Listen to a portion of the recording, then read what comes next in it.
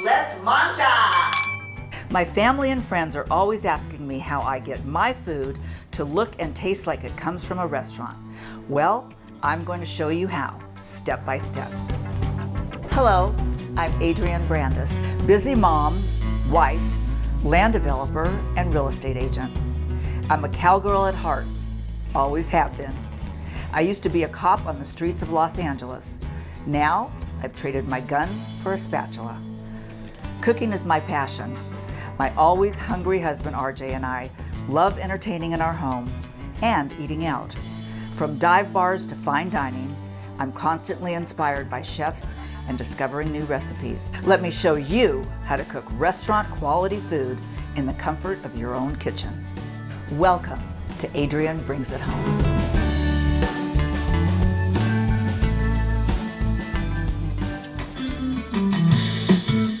We're here today at the Bungalow restaurant in Corona del Mar. The Bungalow is known for steaks and seafood, but today it's all about the goose.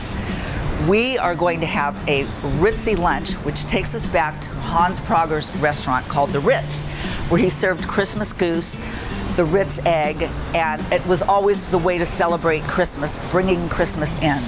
So I was talking to my friend Chris from Riviera Magazine, and we thought it'd be fun to have him come along and talk some turkey.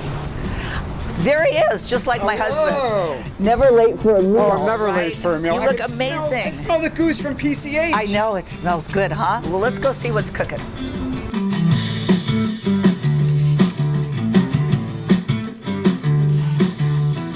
How many pounds is this goose? 12 pounds. 12, okay. And how long did you cook it?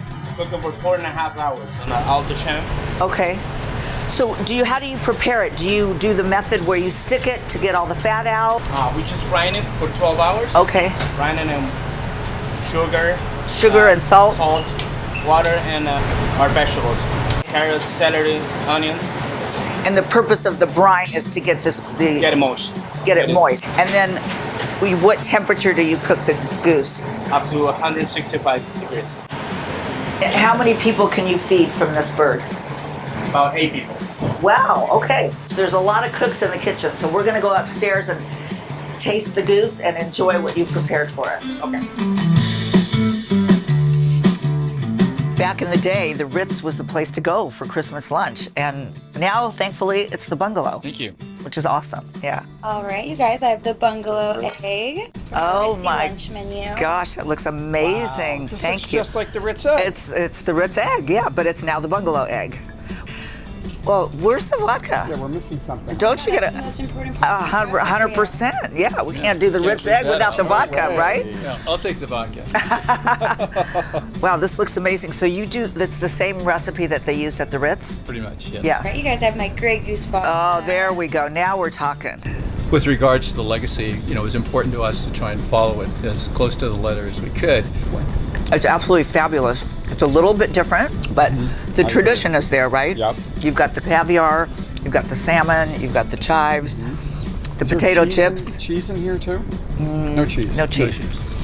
No cheese with You don't fish. miss. That's right. Right? You're Thank Italian. I You am know Italian. this. What I love about what you're doing is you're keeping traditions alive, and I think it's great. So now it's the Bungalow tradition. I think the goose and the egg were probably the two prominent menu items that were the most popular and the most representative of the Ritz Christmas. And Hans was, he was a pioneer in a way. He was like, no, everybody's going to have turkey. Let's have goose. All right, you guys, and we have the star of the show. Oh, wow. Goose. That looks amazing.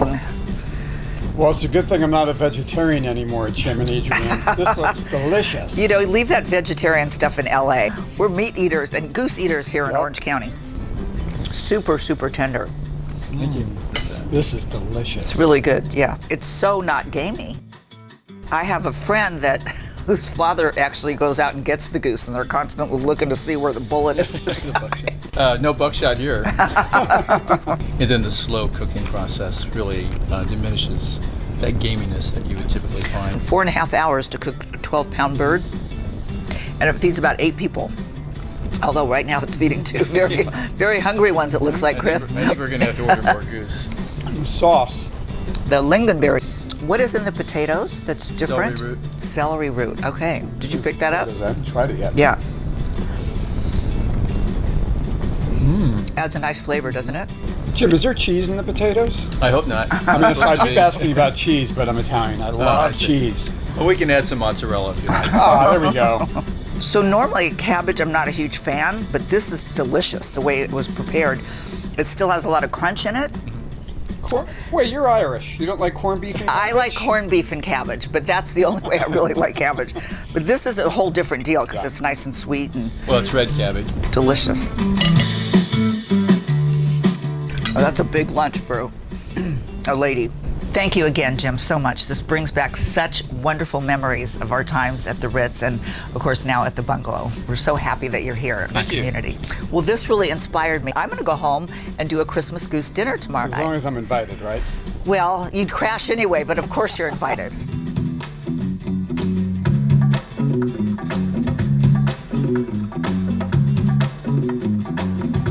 I'm so excited we're having our great friends over tonight. And today I'm going to show you how to cook, step by step, a gorgeous goose and creamed corn, which is a famous recipe from Hans Prager's Ritz restaurant, and my famous cranberry relish.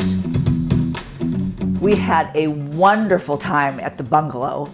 It was all about the goose, and I had the opportunity to talk to the chef.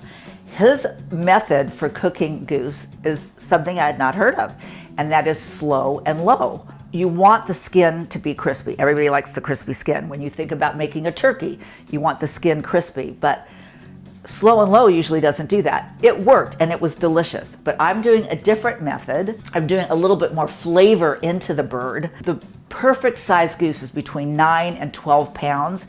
You don't want any bigger than that because then that means the goose was older and you're gonna get kind of gamey meat. And a goose is a lot fatter than a duck. You always think of duck as being super, super fat. And turkeys, not so much. That's why you worry about drying out the breast meat and that sort of thing. So what I'm going to do is I'm going to remove the neck. I've already taken, as you can see, all the innards out, as my mother would say. And I'm going to save those. I'm going to use those for making a stock some other time, not today. So this is the neck, and now I want to just get rid of this because it's just extra fat. And that is precious. Goose fat is like gold. You do not want to get rid of it. And you're going to see a lot of it dripping when we cook the bird today. When you talk about roasting your potatoes, oh boy. So what I'm going to do in order to render the fat from the goose while it's cooking is I'm going to pierce the skin, and you want to pierce it all over, but you don't want to go into the meat because you don't want that to dry out. So once I finish piercing this, I'm going to turn the bird over and I'm going to truss the wings and the legs because we want those, that means basically tie it with string. We want those to be underneath the bird so they don't get burnt. Then I'm going to dry it off, salt and pepper it, and then I'm going to put thyme, rosemary, celery, onions, orange, and put that inside the cavity, and that will be for flavor as it's cooking. This is kind of fun. I like cooking my own goose. So I set the convection oven at 400, which what I'm going to do is I'm going to cook the bird for the first hour at 400 and let it get all crispy, get the fat rendering out of it, and then I'm going to turn it down to 350 for the remainder, which should be probably another hour and a half. When I'm done mutilating this bird, we're going to come back and stuff this bad boy. Now I've trussed the wings, I've dried the bird off a little bit, which you want to keep doing. I put salt and pepper inside the cavity, and I've cut up my onions, yummy oranges. And I know, you know what, this looks really gross, but it tastes so good when it's all done. This is one of the reasons I don't like to do my stuffing inside, is because I like all these aromatics because it adds a ton of flavor. So now obviously I've got enough. Now I'm going to truss these together, turn this baby over, salt it and pepper it again, and then it goes in the 400-degree oven. Now I'm just going to pop it here on this rack. And another little trick is I'm going to add some chicken broth to the bottom of the rack, because when that fat drips down on top, it just becomes an amazing sauce. And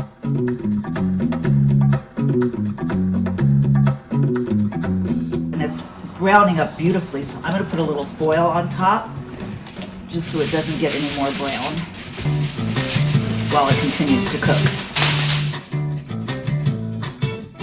Now we're on to the cranberry sauce. I've got about 1.5 pounds of fresh cranberries here. And you know, I had to learn this recipe because I'm from Ireland.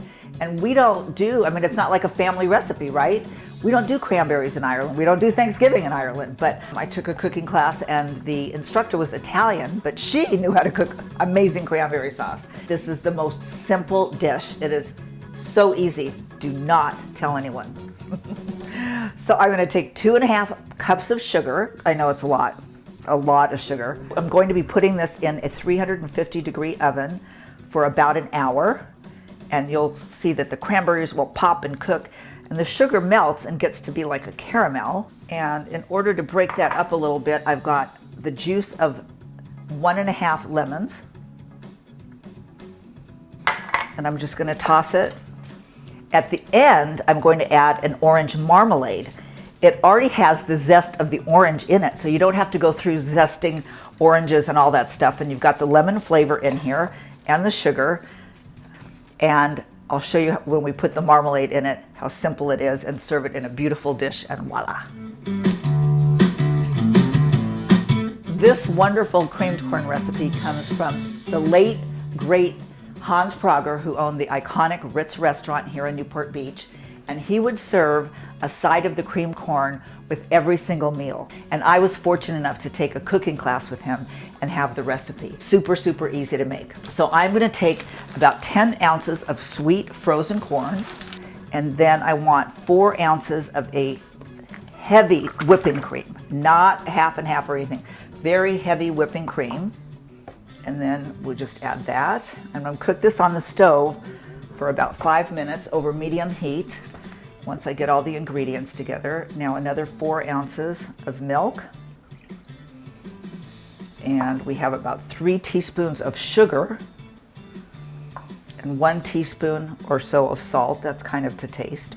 Now I'll cook this over medium heat for about 5 minutes. In order to thicken the creamed corn, I'm going to make a roux, and that's 1 part flour, 1 part butter. Or you could use 1 part oil, but the flavor of the butter.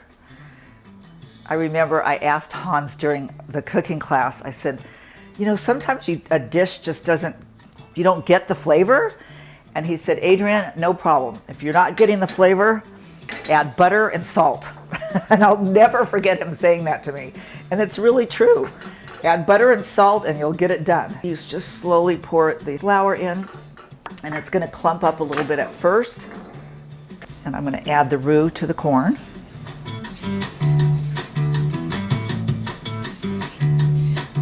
Ooh, you can see it getting nice and thick now. The butter is adding a fabulous flavor as well. Now we're talking. We got a nice thick corn here. Because when you put it in the broiler, it's really not gonna cook. It's just gonna get a nice finish. Sprinkled with Parmesan, 5 minutes under the broiler, and voila, the famous creamed corn. Cranberries have been in the oven for an hour at 350. And again, this is not a science. You just wanna get them cooked. And you can see how they're all juicy. And they kind of break up when you stir them around. And now I'm gonna add the marmalade. We wanna add about 16 ounces, and there's 18 ounces here. So I won't add the entire jar. When it cools off, it'll set up a little bit more, and then I'll put it in a nice pretty dish and set it on the table. The funniest thing about this cranberry relish is that my son, at 31, still says, can you buy the round stuff that you slice in a can? Oh well, it's all coming together, yay. Now we're just waiting for that bird, which smells divine, by the way. And the temperature when you're done should render 165. And now you've got it, the famous Christmas goose with all kinds of delicious goose fat. And now I'm going to cover it loosely with foil, let it sit for 20 minutes before we carve it. Now you know how to cook your own goose. My little girl Claire's been so good, I'm gonna give her a little treat, and guess what? It's little bits of dried goose skin. Everybody likes goose in this house.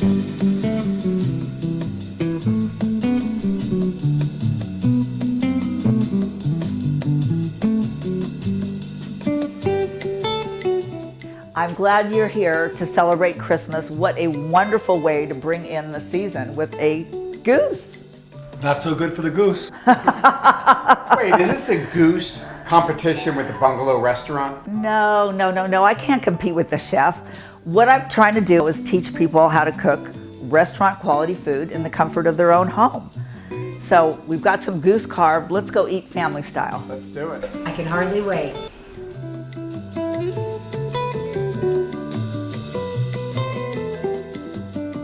Adrienne, the last time I had goose, I actually shot it and my grandma cooked it. You topped grandma. Love the goose. I got to fly. Merry Christmas to you and RJ. Oh, Merry Thank you Christmas. guys for having me. Love you. Okay, bye-bye.